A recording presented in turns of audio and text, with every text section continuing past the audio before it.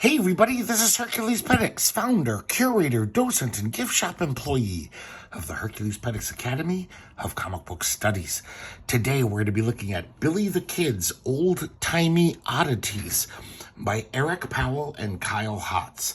Eric Powell just writes, and Kyle Hotz supplies the amazing artwork. As you can tell by this cover, Kyle Hotz is really good. I'm a big fan of Kyle Hotz. I like Bernie Wrightson. I like Kelly Jones. So, of course, I like Kyle Hotz. There's a definite lineage. Even though each one, I would say, has their own style, it does seem like Bernie Wrightson is sui generis of all of them. I guess, just as you could say, Frank Frazetta had some influence on Bernie Wrightson, even though Bernie Wrightson went off in such a different way. God, I just love his art. This is a 2005 collection of the 4-issue miniseries published by Dark Horse Comics. Eric Powell, of course, known as the writer-artist of The Goon, but he also had other ideas that he didn't have time to draw, and he got Kyle Hotz, luckily, to draw this. First of, I believe there's been 3 Billy the Kid Old-Timey Oddities stories so far. So this is the first one that introduces us to the character. It's really fun stuff. Here we have the title page. Eric Powell does color this comic, and he does supply covers, which luckily they reprint his covers in here. We have an introduction by Joe R. Lansdale, which once we look at this comic, you'll totally understand why. This is very, I would imagine Joe R. Lansdale inspired, basically weird westerns, just like the old DC comic, but even weirder. So here we have the cover, I believe, of number 1 by Eric Powell. We have this article here, and it's about Billy the Kid's death. But what we will find out is that the reports of his death are very exaggerated. He didn't die. We start off with a flashback to Billy the Kid, the first time when he was a youngster, being thrown into jail for the first time. And then we flash back even further as he's sitting in his jail cell, quivering in fear. We see a further flashback to when he's a little boy. His mother used to lock him up in a little cage while her gentleman callers, I guess that's a polite term for Johns, when her Johns would come by to have sex with her. And so, of course, he has this amazing claustrophobia.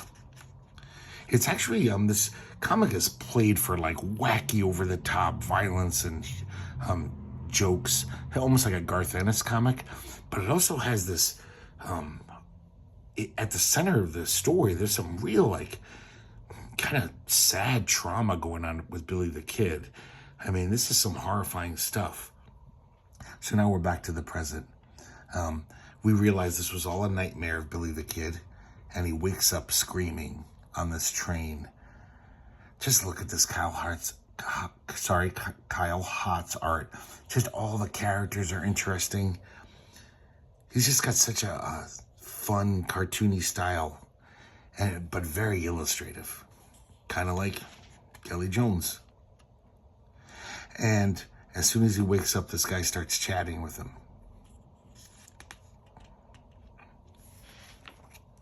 Turns out his name is Phineas Sproul. And he basically lets on that he knows that he's Billy the Kid. So ever since his supposed death, Billy the Kid's been living incognito, enjoying the fact that everyone thinks he's dead and he's off the hook.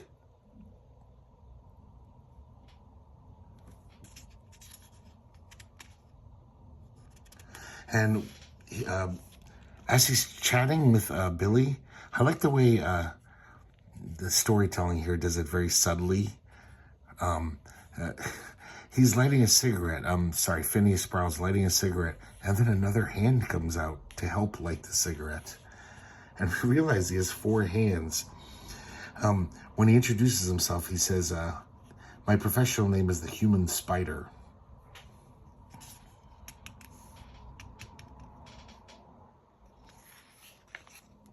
Of course, Billy the Kid is shocked, but he also kind of takes it in stride too. Turns out he has what he calls a traveling spectacle of biological curiosities, which Billy Kid just keeps saying, "You mean a freak show?" He's like, "We prefer not to call it that." Man, it sounds like a freak show to me. So we quickly learn that Billy Kid's a very just surly, feckless character. He's he definitely does not know about the niceties of society. He's kind of a little bastard. So he basically makes him an offer. He says, "I need your special talents. There's this special gem, a very valuable gem, and I need you to help me steal it from a certain doctor in Europe. And this doctor's name is Frankenstein." So now we see the camera pulls back in a way, and we see this wizened old woman. She almost looks like one of those shrunken Applehead dolls from the 70s, with this little tiny person. And they're watching all of this in a crystal ball type thing. And she says, "Yes, it looks like he'll help us. And he'll allow no harm to come to you." And we realize this little tiny guy, he's a little kid, but he's an extra tiny kid. And he's a dwarf. And he's just a very sweet, kind of simple-minded kid. He's like, "I wish we didn't have to lie to the kid, man. It makes me sad." It's pretty damn cute, the way he draws him. God, I love the way Hotz draws this woman. We realize that she's his mother. That's why she's also a dwarf. But she's also clairvoyant. So Billy the Kid agrees, and we end up in this little encampment where the freak show is hanging out. What a great 2-page spread. Just beautiful stuff. Eric Powell's colors are really nice.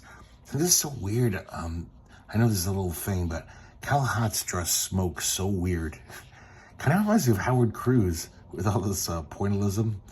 It's just, it's very chunky, his smoke. It's very solid. I just kept noticing that whenever he draws smoke. I don't think any comic artist draws smoke like him. This is just a fun page to look at all these various freaks. So first we see the alligator man here. And I guess the carnival or the freak show is it's open for business. So these two little town kids are there. And we realize that, these guys are carnies. So the alligator man's totally spinning this crazy yarn for the kids. Basically scaring the shit out of them. And they run from the tent. But it's all in fun, He's not some monster. He's just a nice guy who has this, looks like this. When he's introduced to Billy by Phineas, Billy won't even shake his hand. Says, "It looks like he's got leprosy." So we realize that Billy the Kid's really just an insensitive jerk, pretty much. But he does have some talents that they need.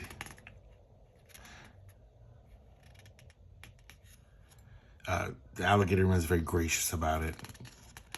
And now Phineas takes him to this one tent, and he introduces him to his core team here. Isadora, the tattooed woman. Hector, the wolf boy. Wata, the wild man. And here's Jeffrey Tinsel, the miniature boy. Hello, Mr. the Kid. He's the one we saw, obviously, and there's his mom again. Madam Tinsel. Everyone's being really kind to Billy the Kid, and he's just being a surly jagoff.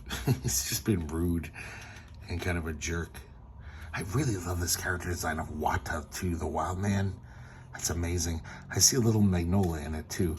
Every now and then I see a little Magnolia in Kyle Hotz. I wonder if he's ever done a Hellboy story. I don't think he has.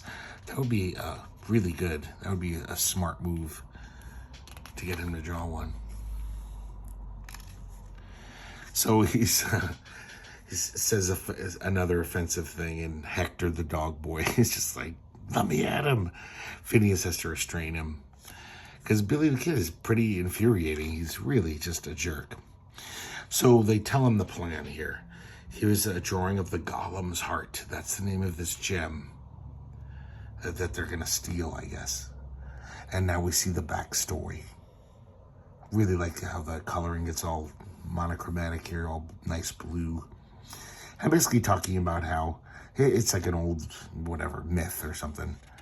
In the 17th century, this stone was carried into a village by a nameless wanderer, pretty spooky looking wanderer. He dropped the stone. A riot ensued because everyone wanted it. It eventually ended up in the hands of this Rabbi Lowe, and this became the origin of the Golem myth. The most popular story of the Golem, the one where he protects the ghetto, somewhere in Germany, I believe, somewhere in Europe. So it's called the Golem's Heart because he used it. It has mystical properties, this gem. He used it to animate this stone statue.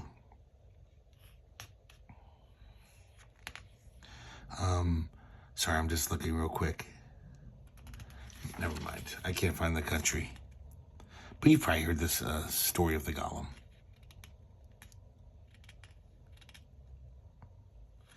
And so Billy's just kind of scoffing, like, so some old doctor, like, why do you need me? This is going to be a cakewalk. He's like, you don't understand. This Frankenstein is, he's not your average doctor. In fact, he's a brutal reputation. And then he says, how come you all came looking for me? Had that idea pop in your head. And Phineas says, Isadora, if you please. And she starts unrobing, showing off her tattoos. Billy the Kid is just all like, woo, hubba hubba. She kicks him in the head. Deservedly so. And then she shows him one of his tattoos. Seek the gunman. Kid is not dead. So that's how they knew Billy the Kid was still alive. Her tattoos can change and predict the future. Almost like The Illustrated Man by Ray Bradbury, you know? It's that kind of thing. Meanwhile, we see Jeffrey and Wata. And we realize that Wata is just, he loves Jeffrey. He's his protector.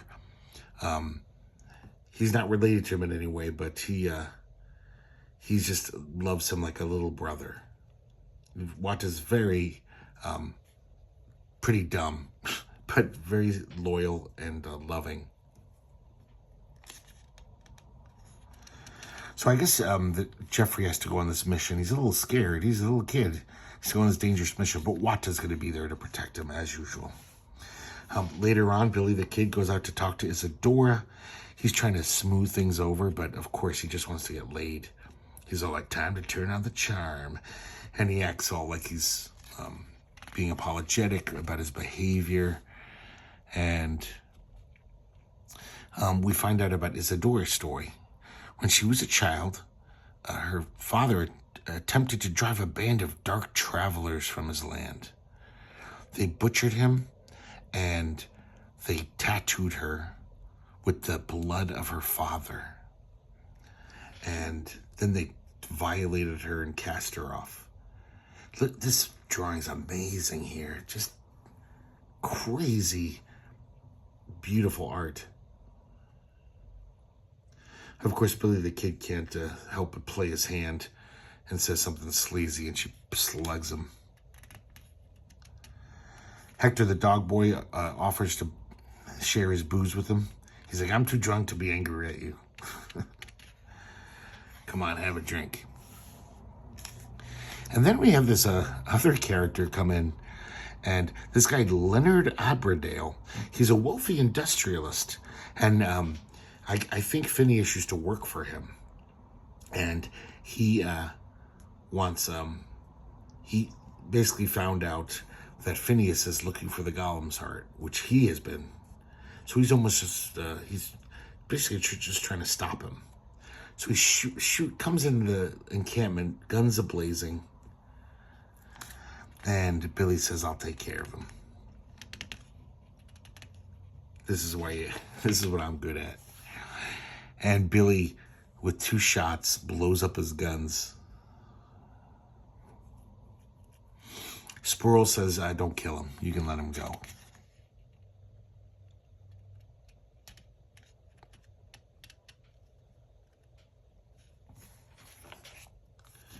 Here's issue number 2, cover by Powell.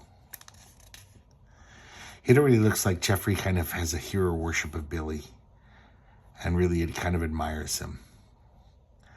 Billy's always telling him inappropriate stories about whorehouses and stuff. And Jeffrey's just all like, wow, tell me more.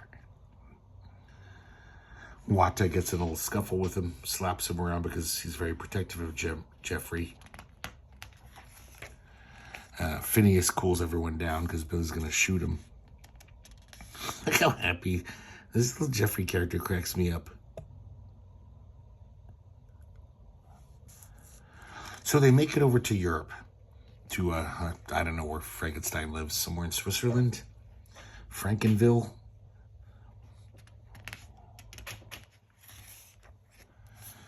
Man, look at these spreads.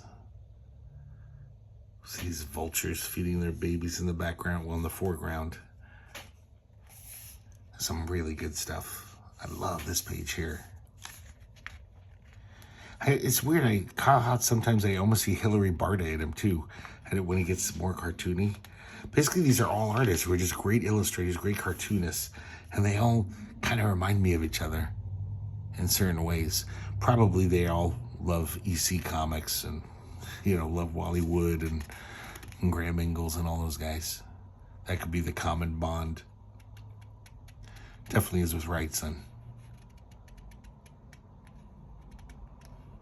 So they make it to Frankenstein's village. Everyone's pretty scared, but of course Billy the Kid is too ornery to be scared. He's pissing on a wall.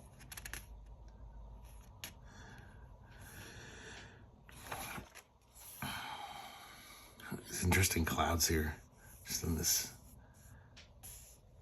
Everything in the town everything's bent and curvy, almost like in a, I don't know, like a symbolist type drawings. Something P. Craig Russell would draw or something. Or he makes everything interesting. I love the sequence where Billy the Kid's walking. He sees a woman at the window of this house. He's like, "Hey, ma'am," no response.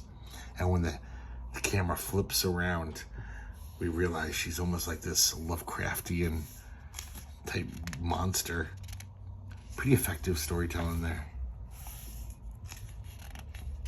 So they go to this inn to stay for the night. Phineas sends Hector the dog boy and Callahan the alligator man on a reconnaissance mission. He sent them to break into the castle. Now we get a little more history about Frankenstein. Phineas tells Billy about, Frankenstein. As we know this. How he created a monster. They killed the monster. And then Frankenstein escaped. I wouldn't mind seeing Kyle Hotz do a Frankenstein comics just after this interpretation. So in this world, Frankenstein went all over the world, even to America, to look for more. Anywhere there was war, he could get lots of bodies for his experiments. Here we see some Civil War soldiers that he's turned into Frankenstein monsters. And of course, as the years progressed, he became more and more of a proficient killer. So he's trying to warn Billy. He's like, this guy's fucking dangerous. Trust me. So now we see Hector and Callahan sneaking into the castle. Hector through this kind of grate underwater. And we notice that all the fish are kind of mutated. It's almost like Frankenstein has poisoned this whole land with his experiments. And we'll see more of that later. Callahan, the alligator man, is going through the bowels of the castle, and all of a sudden we see behind him, it kind of looks like I think it's the Frankenstein monster or another one. Now we cut away Once again, Billy the Kid is sleazing on Isadore, the tattooed lady. She's trying to take a bath, and he walks in, and she was almost disrobing before she noticed him. And there's a tattoo on her shoulder, and all of a sudden it turns to a skull. And he grabs her arm and says, "Hey, look there at your shoulder." She says, "Don't grab me," and she smashes his head with a pot. She's like, she keeps fucking up Billy the Kid, though he kind of deserves it. So Billy's all like, "God damn it, just look at your arm." So this is a bad sign. They realize that Hector and Callahan have been gone for too long. They were supposed to be back by now. And also seeing this tattoo makes them very worried for their safety. His colors really are nice. It's not surprising. Eric Powell's a great painter. But just kind of interesting color choices. And then they look outside the window. Well, they hear a scream. And we see another one of these monstrous townspeople. Billy just shoots him. Everyone else is terrified. Billy doesn't even think. Puts a bullet in his brain. And then we realize, once again, I realize this is like a Joe Kubert war cover from the 70s. Billy the Kid here is saying, "Don't worry, whatever it was, I got it. Everything's safe and sound." But no, as the camera pulls back, we realize there's tons of these monsters about to break in. I don't know if you guys are fans of the 70s war comics, even 60s. Joe Kubert loved to do that in every single cover, the fake out, where, you know, in the foreground, we can see some Nazis hiding about to kill the American soldiers. And there's always some American soldiers said, "Whew, I thought this was going to be dangerous territory. Turns out it's a real cakewalk. We lucked out on this mission, guys." There's so many covers like that. It's kind of becomes a cliche. God, all these monsters are very just individually bizarre. Kyle Hotz really likes drawing monsters, you can tell. And they all bust in the room. Turns into a huge melee. Wata is busting heads. Jeffrey's sitting on his head for protection. And Billy's just blowing as many of them away as he can. But finally, the monsters get the better of him, and one of them conks Billy on the head, and we see him black out. Once again, we have a flashback nightmare where Billy's prostitute mother, she makes him stay in this little chest while she's having sex. Because she doesn't want him just running around town, but she doesn't want him ruining her business. Stuff is really sad. So Billy wakes up. They're in a cell. At least Isadore, Phineas, and him.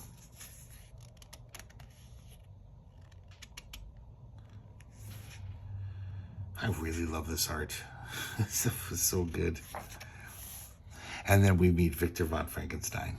I like the way he draws him. Very Peter Cushing, very, Hammer horror films. Very sophisticated looking. And we see Wata and Jeffrey show up. And Victor leads them up to a banquet hall. And he's, just like in all those horror movies like Dracula, he's playing the perfect host. He's being all polite and genteel. Now, he says, well, "What is your business here?" Phineas doesn't say, "We're here to steal the golem's heart." He says, "We're looking for a friend."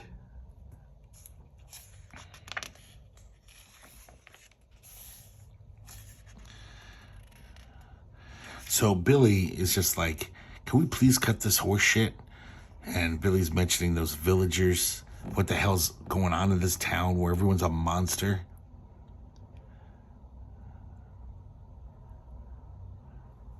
And so Victor von Frankenstein just realizes, okay, enough of this charade. And he lifts up the, what do you call this thing? In a fancy banquet, the thing that covers the food. I don't know, the lid? I guess that works. And before we see what's under the lid, all these monsters come out. And once again, they're all just fucking kind of nightmarish, gross creatures. And he orders them to take these guys to the lab. And then we finally see what was under the lid. It's Hector with an apple in his mouth. So now our heroes are all in chains. Billy the Kid keeps mouthing off. Victor keeps slapping him. And they bring in Callahan, the alligator man. He tells them how he butchered Hector right in front of his eyes. Look at these. Oh, man. Each one more repulsive than the last. Some gnarly stuff. This is just recently we looked at the early Swamp Things by Bernie Wrightson, and he draws those unmen, and they're all kind of bizarro, freakish characters. This is like that times 20 on the repulsive factor. So Billy just keeps insulting him and mouthing him off. Frankenstein keeps slapping him.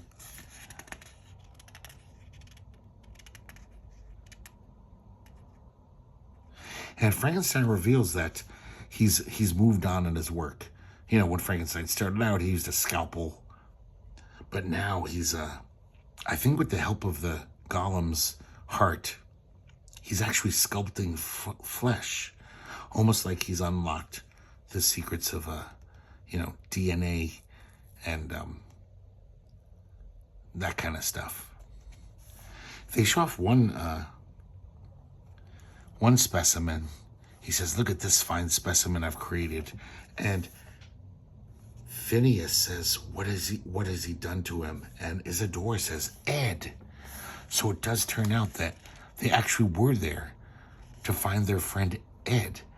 This whole thing about the golem's heart was really just to get Billy on board. Even though there is a golem's heart, and it is very valuable, but they really came to free their friend. Or to find him, at least. And then Victor turns his attention to poor little Jeffrey. And he's fascinated by, how tiny he is. He's like, this will be like clockwork. I'll have to use my finest tools. And of course, Watt is freaking out. Watt is trying to break his bonds. And it looks like Frankenstein's about to cut up Jeffrey. Man, I really like the way he draws him. That face is great. He's got these cold, brilliant eyes. And Billy really ramps up the verbal abuse. Here's look at these other great faces. We see Frankenstein getting angrier and angrier. And Billy's doing it on purpose because he doesn't want him to hurt Jeffrey. And it works. He puts his attention to Billy. Billy spits in his face. I really like this wordless sequence where he takes the spit out of his eye, cuts his own arm, makes a mark on Billy's forehead.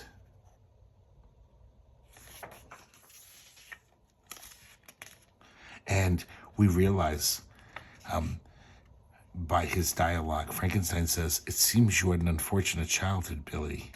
So this was all some ritual where Frankenstein has learned how to read minds of people or seen to their past. So by doing that, he sees Billy's past. He knows how scared he is. He says, oh, this is his weak spot.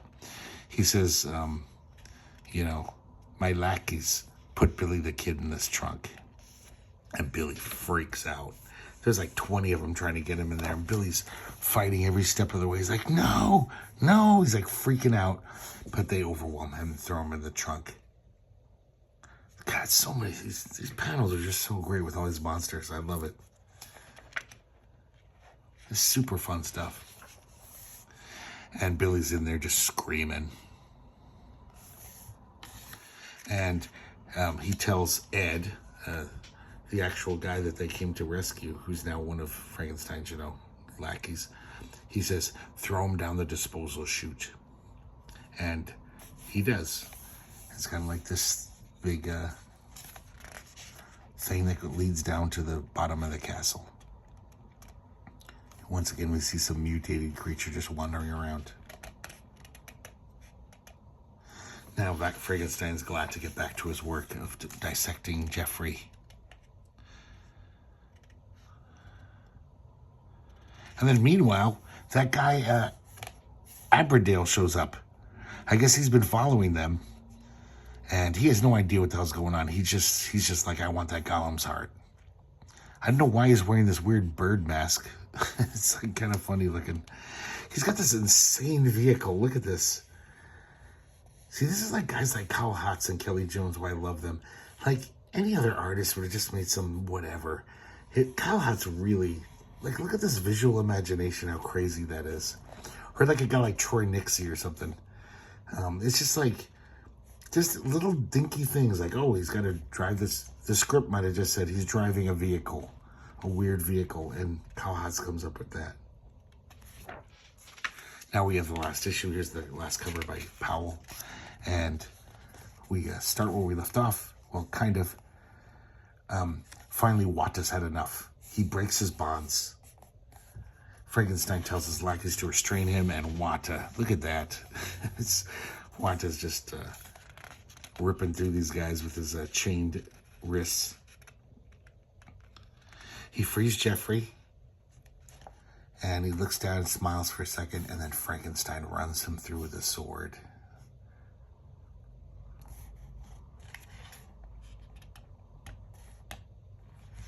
Poor Wata.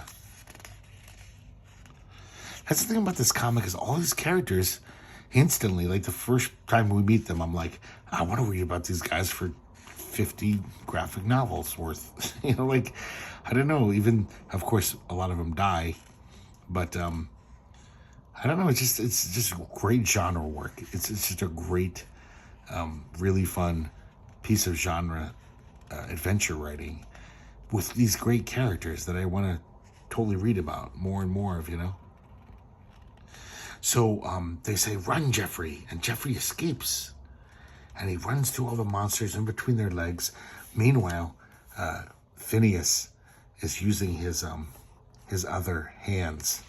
It turns out he doesn't have 4 arms. It's just his legs have his feet are hands. So he has 4 hands, not 4 arms. I didn't quite get that earlier because you couldn't see below his waist. So he starts picking his own lock. He freezes Adora. Jeffrey grabs Billy the Kid's gun belt before he jumps down the disposal chute. And all the monsters just look at him. I don't know why they didn't just dive down after him. But I guess even monsters are scared of doing some stuff. And the monsters overtake our heroes, even though they freed themselves from their bondage. And he tells some of the lackeys to, go down the disposal chute. Jeffrey gets there first, of course. He realizes that Billy's in this, he sees him in the chest. We have another flashback to Billy. Billy's just freaking out. His claustrophobia's gotten the better of him. And we see that first time incident when he got arrested. Apparently he was falsely accused of stealing a horse, of wrestling. The sheriff doesn't believe him, of course. Billy Kid's like the local loser, and he throws him into the cell. And Billy's just freaking out. Some of the stuff is just like the drapery on people's clothing. Like, Kyle Hotz put so much work in.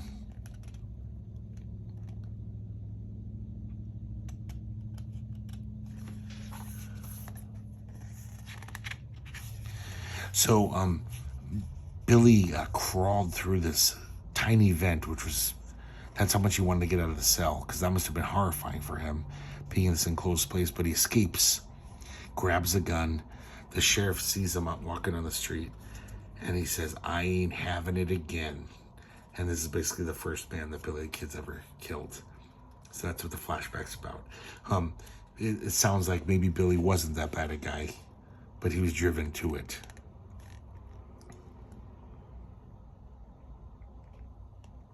So the 3 lackeys show up, the monsters. And Jeffrey's like, Please, Billy, the monsters are here. He's really scared. And he says, Billy, you are my hero. And finally, Billy, we see a silent panel, and then Billy just says, shoot the lock.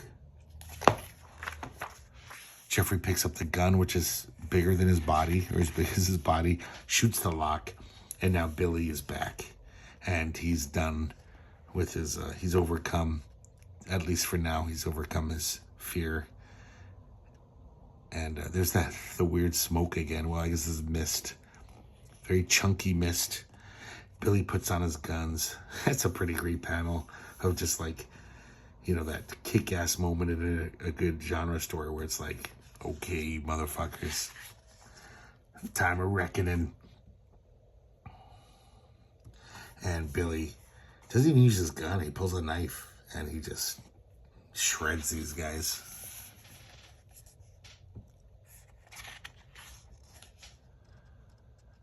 And it's interesting that we see a total change in Jeffrey's character.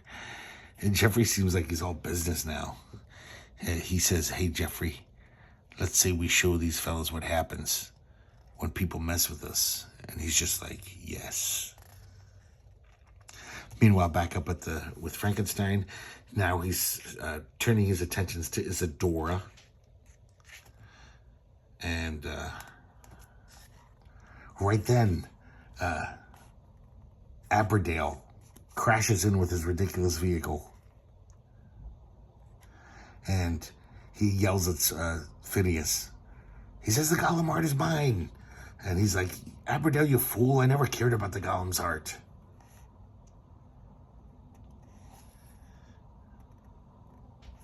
This stuff is so great.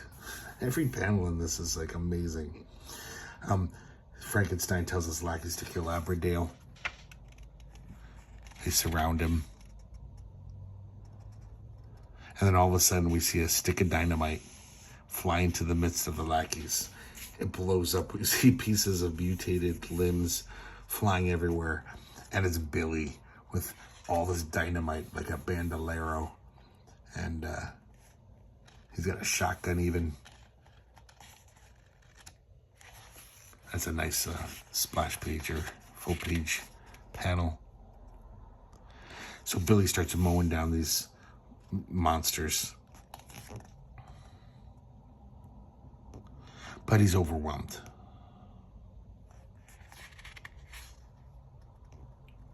So Frankenstein reveals that it is the Golem's heart that makes these creatures obey him, the monsters, all those townspeople.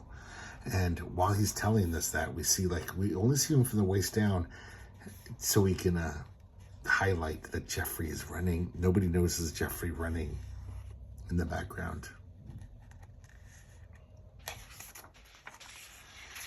Jeffrey grabs the heart. And I love the way he draws Jeffrey. And Jeffrey yells, knock Mr. Frankenstein's block off. And then all of a sudden, all of his monsters start coming after Victor von Frankenstein. They start chasing him. He's all high up on this parapet here, and the monsters have him cornered.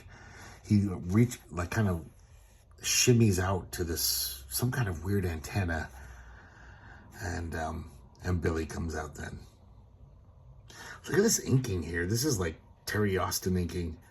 I've never seen this in Kyle Hotz before. I mean, I only have a few Kyle Hotz comics from way before this. I think I mentioned this came out in 2005. I have like 90s Kyle Hotz when he first started drawing. And I liked him even then. And Billy shoots Frankenstein. And we see Frankenstein plummet to his death. Oh, I didn't even mention, look at this. There's two shots. He basically shot off Frankenstein's wrists. So the hands are still clinging. Look at those clouds. It's so weird. It's like Dave Cooper drew those. And Billy just says, shouldn't have involved me, boy. And so now they see their old friend Ed. But, Phineas says, that's not Ed anymore. It's just a shell. Ed is gone. Here's where finally Phineas admits to Billy that, yeah, we didn't give a shit about the Golem's heart. We just kind of lied to you because we figured you'd be more likely to come along if you knew there was some treasure. So basically, we find out Ed was another freak. He was like one of the, I don't know, the tall man in the freak show, the 10-foot Oklahoma giant. And I guess when they were on tour in Europe, he went missing. Turns out lots of people with physical abnormalities were missing because Frankenstein wanted to experiment on them. They were more interesting than just experimenting on your average human.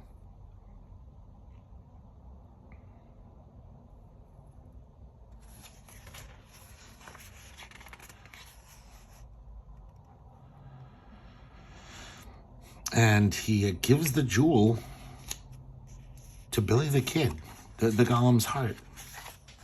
He says, we never wanted it. It's yours. That's your reward. And Billy, finally showing he's got a little heart, says, seems the one of us that lost the most deserves the reward. Because, Wata died. And Jeffrey, he just takes it and throws it off the castle parapet. Billy shoots it. And Billy says, good choice.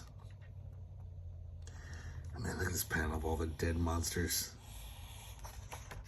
It's really fun to look at. So, pretty soon after that, they've buried their friends.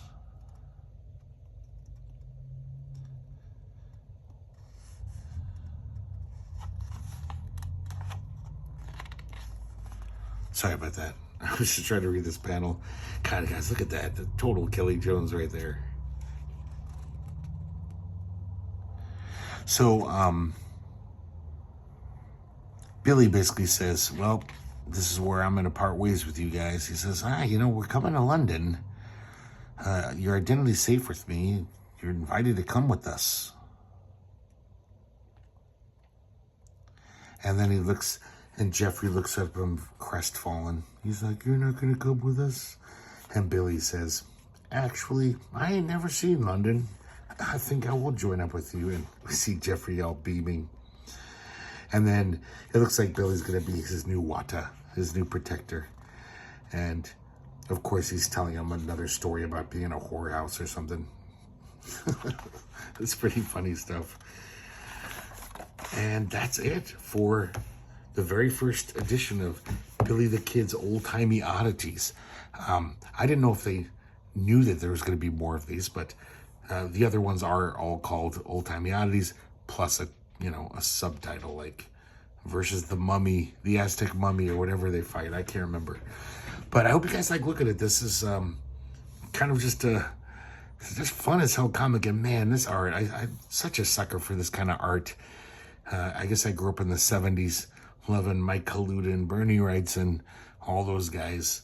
And certain artists today, I see that lineage. Kelly Jones, Kyle Hotz, even Troy Nixie, even though has some underground comics thrown in to that aesthetic.